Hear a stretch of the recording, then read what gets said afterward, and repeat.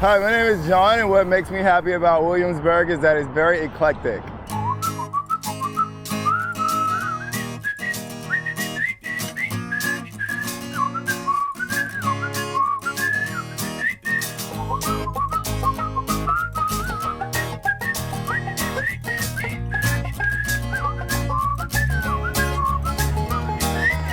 It's close to Manhattan, but far enough to be independent.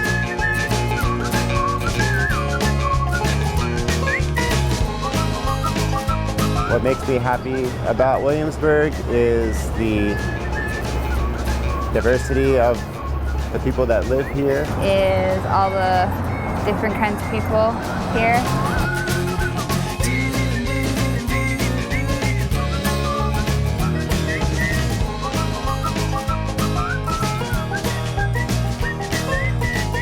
Are great restaurants.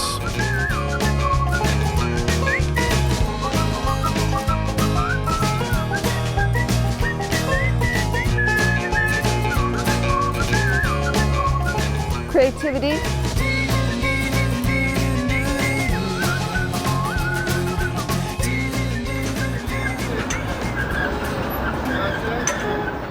My name is Gary. I love painting outdoors in Williamsburg, working for Colossal Media, and the opportunity to do an awesome piece like this for SP1.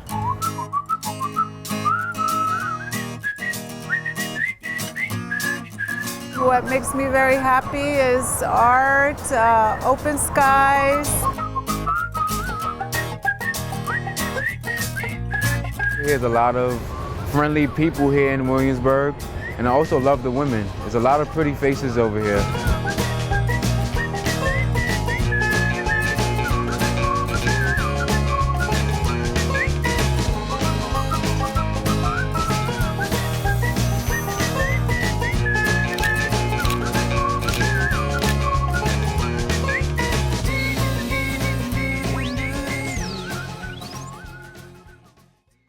Over the past 3 years, I've been traveling the world, talking about happiness with entrepreneurs, with politicians, with artists, with street vendors.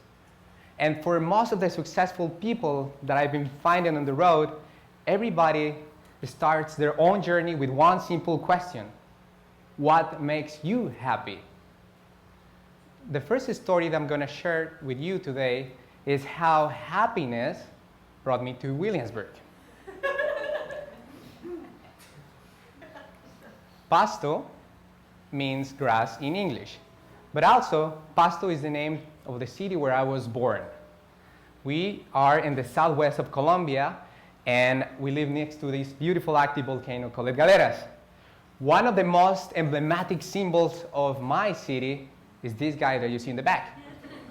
We call it Cuy. So for me personally, I believe that Cuy is the new cool. So next time, instead of saying that's so cool, you can say that's so cool. Thank you. So when you go to a high school in a small town in Colombia, the biggest that you can dream is that you can get a job in Bogota, to work in a corporation that has kind of like reached in the multinational level. That's the biggest that you can dream. But oops. My case was different because I got one of the worst SAT scores in my high school, in my year. So when that happens, your family, your professors, and some friends tells you that your future is to take care of these ladies. And for more that I love these ladies, I wanted to do something different. So I decided to move to Bogota. And when I was doing my college in Bogota, the professors came again with the same story. Well, you know, the economy is really bad, everything's going wrong, so you should better just go back to Pasto. So instead of doing that, I volunteered in a political campaign, and 2 years later, I landed my first job with the president of my country. And that was a picture that we took when we launched a law to support young entrepreneurs. But in 2004, I remember it was my birthday number 24, I woke up and I thought to myself, First, how can it be possible that I haven't lived in a different country? And secondly, how can it be possible that I don't speak any other language? So with no money, no friends, and no language, I moved to Boston. And I was lucky enough to get a job as a valet parking. And with that money, I was able to afford other months to sustain myself. And then I had another dream. And my dream was to be part of an Ivy League school. But same story. My friends told me, Mario, you barely speak English. I mean, I'm still learning. And you don't know anybody and you don't have money. And I say, well, maybe you're right. But it was one night. It was December 24, 2004. It was a cold winter night in Boston where I was standing in that corner on Charles Street. And I remember that there was this car. We came to the restaurant that I was working. So I opened the door and I told the driver, because they had a sticker on the back that said Columbia University. So I said, wow, sir, you know what? My dream is to study in that school. He looked at me and said, you know what? My daughter goes to Columbia College. I don't think you can make it. And that gave me enough courage. That's the coolest part. That gave me enough courage to apply. Say like, okay, I'm going to apply and I'm going to go to that school. So 6 months later, I was accepted to Columbia University, and I saw the same guy again in the same corner, and I showed him the letter of acceptance, and I thanked him. Because he wouldn't told me that I wasn't able to do so, I wouldn't take enough courage to apply. So I went to school, and I became the president of my faculty, and after that, I was living kind of like this corporate life between Boston and New York. I got some gigs into trading, another into finance, another into insurance, and I was kind of like living the American dream, but at the same time, I wasn't really happy. So, in one long Fangwa bus ride, I found 2 questions that changed my life. Fangwa, I know, I really miss it. I miss it, I seriously. I mean, Brad is a big supporter of Fangwa too. So on that bus ride, I found 2 questions that changed my mind. And the first one was, what is your gift? Everybody has gifts. Everybody is good at something. In fact, I truly believe that everybody was born with natural talents, but just few people use them. And the second question was, what are you doing with your gift to make the world a better place? So then I started thinking, and then I started creating different initiatives that have been supported by many people, that some of them are here. For instance, the first one was called a Tourist Attitude, where I met Nadim, that is going to be one of your speakers. That is a state of mind that we have when we travel, and I was trying to take that state of mind and to apply it into normal life. The second one was an art project called Happy Pose. The third one, a book called A Million Ways to a Happier World, and another one that is one of my favorites called Nap for Change, where I've been collecting pictures of people taking naps on the street. And finally, today, I'm launching this one called 365 Challenges, where I'm trying to do one thing to make people happy every day and to create a book from it. But from all these initiatives, I learned one thing, that happiness is a key element to create positive social change. One of the initiatives that is really close to my heart is called Happy Post Project. From Happy Post, we have this exercise where we travel the world asking people to write on a piece of Post-it what makes them happy. And from that particular question, we start creating a movement that went into 30 countries. People in 30 countries were joining us. We're going to their own streets, taking sticky notes, asking people what makes them happy, creating art murals. And from that particular initiative, I start believing. And thanks to that particular idea, I came back to New York, thanks to one firm that gave me the possibility to be with you today. From that idea, we also got some credentials. We were invited to participate in the TEDx Summit in Doha, Qatar. We were also recognized by the president of Colombia, who told us that, yeah, that idea makes sense. And also, we were able to sign an agreement with the mayor of the second largest city in Colombia, Cali, where he committed his administration to measure not only by economic development, but also with happiness and well-being. And finally, a month ago, we were invited by the UN to talk in the very first International Day of Happiness. We collected a lot of amazing results, and we wanted to share some of them with you. We found cats, education, the raccoons. Kids are awesome, by the way. The best response are from kids. And from all these amazing results, we found the 4 main drivers of happiness. And with my team, we call it CAMP, which are related to connectivity, autonomy, mastery, and purpose. And authors such as Dan Pink, in his book Drive, talk about them. Also, some other psychologists and some other scientists agree that some of those factors increase happiness. We found them from our community and from the deposits we were collecting. So connectivity. People really love to engage with each other. People really love to be part of groups. People really love to be part of something. Autonomy. People really love to have their own freedom to create their own things. In mastery, you love to learn things. And finally, purpose, which is something way bigger than yourself. The beauty of happiness is that happiness has a holistic view. It's not only happiness related to the economic reasons, but also tackles into environment, tackles into society, into culture, into other many things. So that's why also we believe that happiness is has a more complete view. In fact, happiness topic has been explored and in different types of things, such as governments, companies, and entrepreneurs. So from the governments, we have this beautiful example from Bhutan, which is this small country located between China and India, where they measure their economy based on the gross national happiness. How better explanation to have than my friend Nima. Hello, hola from Bhutan. In Bhutan, we consider gross national happiness more important than gross national product, because happiness is about being human first.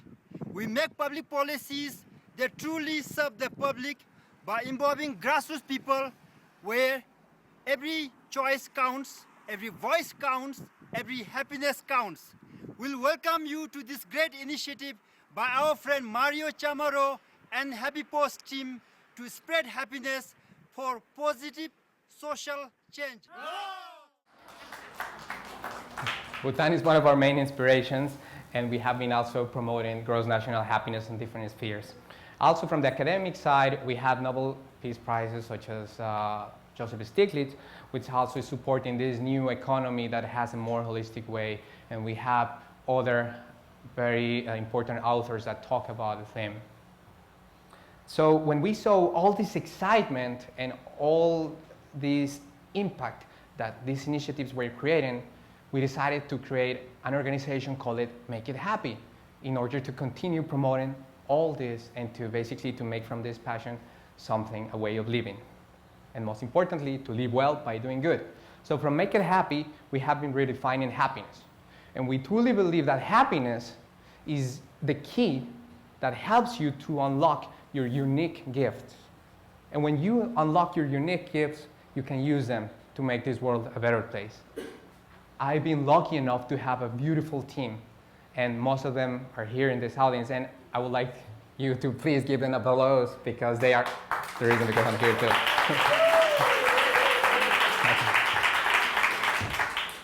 Thank you. So from our team, we do things differently. For instance, collaboration is very important for us. We collaborate with NGOs, we collaborate with governments, we collaborate with any kind of people that approach us. In fact, the first video that you saw there, and another one that you will see later, was created with a beautiful couple from Barcelona who came a week ago to New York, and they told us, we we love to collaborate, so we decided to create a video. The second one is we only work in projects that we believe. The third one, we take, for instance, one day of the week, we always work outside. And when that happens, our creativity goes up, and actually like team bonding goes up as well. The last story that I would like to share with you today relates to my first comment, and is basically related to the second challenge that I got, which was to bring some of the initiatives that I love to Williamsburg. I call it living with less. So about a year and a half ago, I moved back to New York. And I decided to give up all my things and to only keep 2 suitcases. And from that gave me flexibility and mobility. So I was able to live in 3 different places. The first one was Williamsburg, the second one was the Upper West Side, and the third one was Gramercy. But surprisingly, or non-surprisingly, I decided to come back to Williamsburg because it's here where I feel right. It's here where all this creativity, energy has been inspiring like some of the ideas that I have. And most importantly, I'm surrounded of the people that I love. And when you're surrounded with the people that you love, you start creating remarkable things.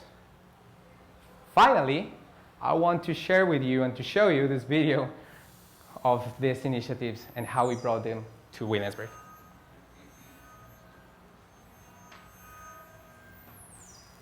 The first one was Happy Post. So we went to the flea market and started asking people what makes them happy about Williamsburg.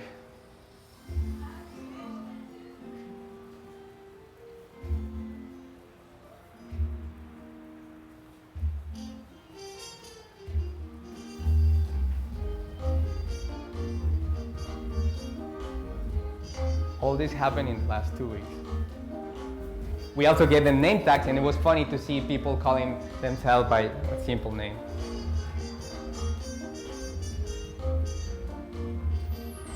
Second one, attitude. Subway rides are one of the worst, so we decided to prank that sign to switch attitude.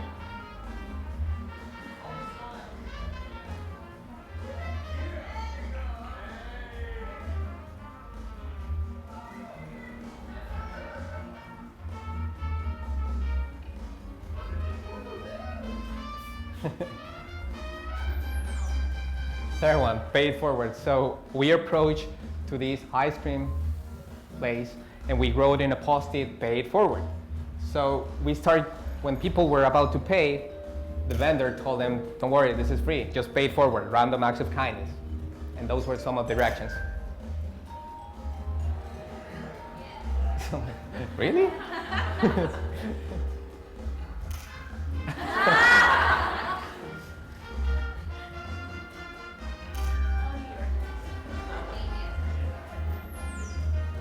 Pillow moment. We place signs about napping zones in a park. And surprisingly, people started taking naps under those signs. And I also kindly asked to some people if I was able to place that sign next to them, and all of them agreed.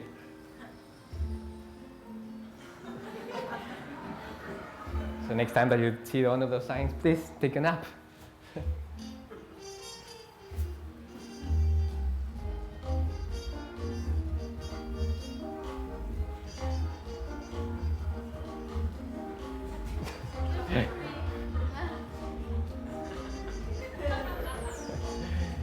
Last one, say yes. We bought some flowers and we placed this little post-it saying, say yes.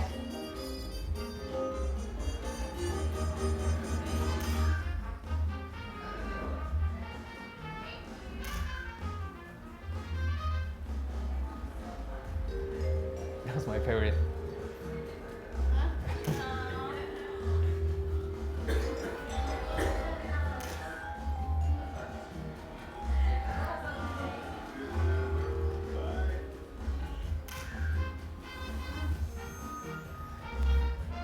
So those were some of the initiatives that we brought to Williamsburg. So before I close, I would like to tell you that there's no holy grail. All the holy grail is just inside of each of you. You have the power to make the world happy. You have the power to make your lives happier. So if I can leave you with 3 words today is make it happy. Can you please say it again? Make it happy. That is kind of like a mantra. So sometimes when I go to work like this, it's like, no, Mario, you're here to make it happy. Okay, I'm here to make it happen. To make it happy. So those 3 simple words, make it happy. Thank you so much.